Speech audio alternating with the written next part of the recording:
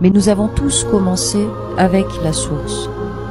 Tout ce qui existe vient d'elle et ne peut exister sans elle. C'est la colle qui maintient le tout ensemble. Si elle venait à s'éteindre pendant une fraction de seconde, tout se désintégrerait. Rien ne peut exister sans ce pouvoir qui maintient le tout ensemble. Tout a commencé là. Nous en avons tous fait partie au tout début.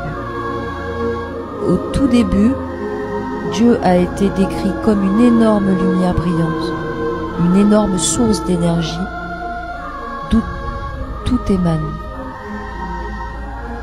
Mais ce que j'ai découvert dans mon travail, c'est qu'au début, Dieu, cette énorme source d'énergie qui pulsait dans l'espace, si vous voulez le limiter en disant espace. Mais ensuite, il est devenu curieux, il voulait savoir, alors il a explosé. Et quand il a explosé, vous pouvez appeler ça la théorie du Big Bang, mais quand il a explosé, toutes les particules se sont envolées dans toutes les directions. Ces particules, ces petites étincelles, certaines sont devenues des univers, d'autres des galaxies, et d'autres encore des âmes humaines. Lorsque vous nous ramenez à ce que nous sommes vraiment, nous ne sommes qu'une toute petite étincelle. Nous sommes une petite étincelle qui a commencé avec Dieu. On nous a envoyés et on nous a dit de sortir, d'expérimenter et d'apprendre. D'apprendre tout ce qu'il y a à apprendre. Il veut que nous fassions tous des expériences. C'est pourquoi il n'y a pas de bien, il n'y a pas de mal, il n'y a que des expériences. Ce ne sont que des leçons. Nous les ramenons à la source. Et c'est ainsi que tout a été créé quand tout est sorti. Et si vous vous imaginez que lorsque nous voyageons à travers nos centaines et centaines de milliers de vies sur d'autres planètes où nous sommes pure énergie, cela n'a pas d'importance. Tout est une forme d'expression de la source, de Dieu. Nous devons apprendre tout ce qu'il est possible d'apprendre. C'est pourquoi il n'y a pas de jugement. Nous devons ramener tout à la source. De cette façon, vous pouvez nous imaginer comme des cellules dans le corps de Dieu, rassemblant constamment des informations et les ramenant au commencement. Elle l'utilise pour créer davantage. Elle est constamment en état de création. Et tout est créé par l'amour. L'amour est la force derrière toute chose. Et Dieu utilise toutes nos expériences, toutes nos connaissances, tout ce que nous avons acquis pour créer davantage, pour créer de nouveaux univers, pour y mettre d'autres formes de vie. Et ça continue, encore et encore, il n'y a pas de fin. De retour à la source, nous pouvons y rester pendant un certain temps, car on dit qu'une fois qu'on y est, on ne veut plus en sortir. C'est tellement beau.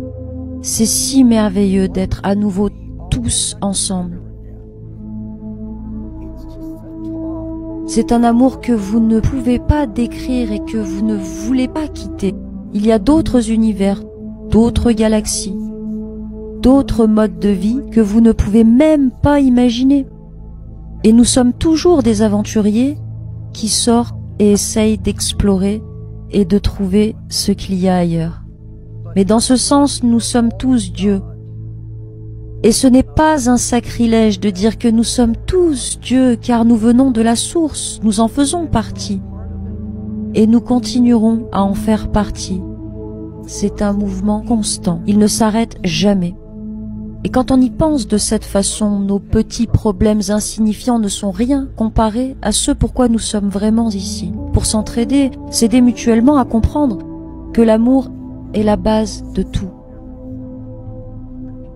Parce que j'ai laissé les gens se guérir eux-mêmes, mais j'ai des cassettes que je fais écouter à la classe, où tout se passe étape par étape, comment ils se sont guéris en une seule séance, et certains d'entre eux disent que c'est un miracle, ça ne peut pas se passer comme ça. Si, ça se peut. Une fois que vous avez réalisé le pouvoir de votre esprit, vous avez un pouvoir énorme dans votre esprit.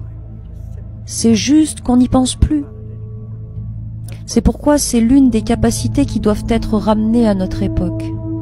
Nous pouvons avoir un contrôle total sur nos corps, nous pouvons guérir nos corps, nous pouvons tout faire. Une fois que nous avons compris le pouvoir que nous avons, nous l'avons simplement laissé en sommeil pendant trop de milliers d'années. Il est temps de le réclamer maintenant. Au début, je pensais que les seules personnes qui pourraient suivre les cours et les comprendre seraient les hypnotiseurs. Ce sont les seuls à pouvoir comprendre ce que je faisais. Puis j'ai découvert que c'était eux qui avaient le plus de mal à comprendre parce que on leur avait enseigné une seule méthode. Ils ne pouvaient pas s'en écarter. Ils devaient s'y tenir et ils avaient du mal à passer à quelque chose de différent. Alors les gens ont commencé à venir me voir et à me dire « Puis-je suivre ce cours ? Je veux apprendre. Puis-je s'il vous plaît suivre ce cours ?»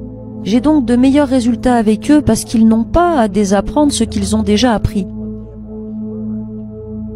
Ils peuvent repartir à zéro et faire ce que je leur montre. Et quand ils le font, ils sont capables de le faire. Parce que je l'enseigne dans le monde entier et j'ai reçu des courriels de beaucoup de mes étudiants disant que les mêmes miracles se produisent avec eux et leurs clients. C'est juste pour faire savoir aux gens qu'ils ont un tel pouvoir dans leur propre esprit.